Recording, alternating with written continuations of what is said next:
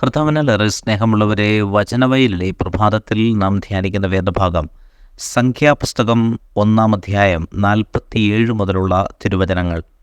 ലേവി ഗോത്രത്തെ ജനസംഖ്യയിൽ മോശപ്പെടുത്തിയില്ല. കാരണം കർത്താവ് മോശയോട് അരുളി ചെയ്തു, ലേവ്യരെ നീ എണ്ണരുത്, ഇസ്രായേലിയരുടെ ജനസംഖ്യയിൽ അവരുടെ എണ്ണം ചേർക്കുകയും അരുത്. എന്നാൽ സാക്ഷ്യ കൂടാരവും അതുമായി ബന്ധപ്പെട്ട സകലതും ലേവ്യരുടെ മേൽനോട്ടത്തിലായിരിക്കണം. അവർ കൂടാരവും അതിലെ ഉപകരണങ്ങളും വഹിക്കുകയും അതിൽ ശുശ്രൂഷ ചെയ്യുകയും വേണം. കൂടാരത്തിന് ചുറ്റും അവർ താവളമടിക്കട്ടെ. പ്രിയമുള്ളവരെ, കർത്താവ് മരുഭൂമിയിലേക്ക് കടന്നു വന്ന ആ വർഷങ്ങളിൽ തന്നെ ഒരു ജനസംഖ്യാ കണക്കെടുപ്പ് നടത്തുകയാണ്. ജനസംഖ്യാ കണക്കെടുപ്പ് നടത്തി കഴിയുമ്പോൾ അതിൽ ലേവ്യ ഗോത്രത്തെ ആ കണക്കെടുപ്പിൽ ഉൾപ്പെടുത്തുന്നില്ല.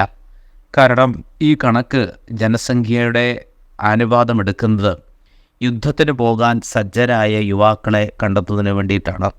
എന്നാൽ ഇവിടെ ലേവ്യ ഗോത്രത്തെ ആ ജനസംഖ്യ കണക്കെടുപ്പിൽ ഉൾക്കൊള്ളിക്കാത്തതിന് കാരണം ലേവ്യ വംശത്തിൻ്റെ ഉത്തരവാദിത്തം യുദ്ധമല്ല, മറിച്ച് പരിപാലനമാണ്.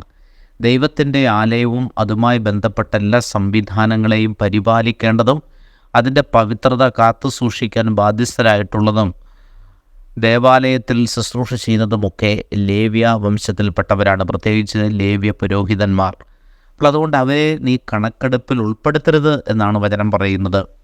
അതായത് അവർ പൊതുവായ ഒരു സമൂഹത്തിൽ ഉൾക്കൊള്ളപ്പെടേണ്ടവരല്ല, മറിച്ച് അവർക്ക് മാത്രമായി ഒരു ദൈവിക സന്ദേശം വെളിപ്പെട്ട് കിട്ടുവാനുണ്ട്.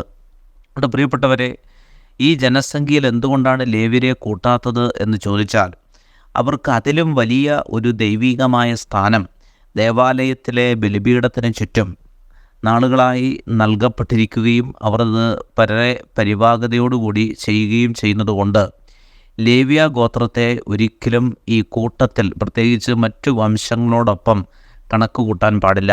അവർക്ക് ലഭിച്ചിരിക്കുന്ന ഉത്തരവാദിത്തമാണ് അവരെ വ്യത്യസ്തരാക്കുന്നത്. അവർക്ക് ലഭിച്ചിരിക്കുന്ന ഉത്തരവാദിത്തം, ആ ദൈവിക ഉത്തരവാദിത്തത്തിൽ ജീവിക്കുവാനും മുന്നോട്ട് പോകുവാനും ആ ഉത്തരവാദിത്തത്തിൻ്റെ ഭാഗമായി പ്രവർത്തിക്കുവാനും അവർക്ക് പ്രത്യേകമായിട്ടുള്ള ഒരു ശക്തി കർത്താവ് കൊടുക്കുന്നുണ്ട്. നമ്മളങ്ങനെ ലേവ്യരെ എണ്ണരുതെന്നും ഇസ്രായേൽ ജനസമൂഹത്തിൽ അവരെ കൂട്ടിച്ചേർക്കരുതെന്നൊക്കെ പറയുമ്പോൾ അവരുടെ ആ അനന്യത, അവരുടെ ആ ഏകത്വം, ഇതാണ് നമുക്ക് മനസ്സിലാകുന്നത്. ദൈവം നൽകിയിരിക്കുന്ന സവിശേഷമായ ഒരു സ്ഥാനം എന്നുള്ളതിനേക്കാൾ ഉപരിയായി ദൈവികമായ ചില കാര്യങ്ങൾ ഒരുമിച്ച് വരുന്നതും ആ ദൈവിക പരക്കുന്ന കാര്യങ്ങളെ മറ്റുള്ളവർക്ക് പങ്കുവെക്കുകയും ചെയ്യുമ്പോഴാണ് വിശ്വാസത്തിൽ വളർച്ച ഉണ്ടാകുന്നത്. അതുകൊണ്ട് പ്രിയപ്പെട്ടവരെ, ഈ ലേവ്യ ഗോത്രത്തിൻ്റെ ഏറ്റവും പ്രധാനപ്പെട്ട ഉത്തരവാദിത്തം അവർക്ക് ആ ദേവാലയ പരിസരവുമായി ബന്ധപ്പെട്ട സകലതിൻ്റെയും മേൽനോട്ടം വഹിക്കുകയും കൂടാരവും അതിലെ ഉപകരണങ്ങളും വഹിച്ചുകൊണ്ട് പോവുകയും അതിൽ ശുശ്രൂഷ ചെയ്യുകയും ചെയ്യുക എന്നുള്ളതാണ്.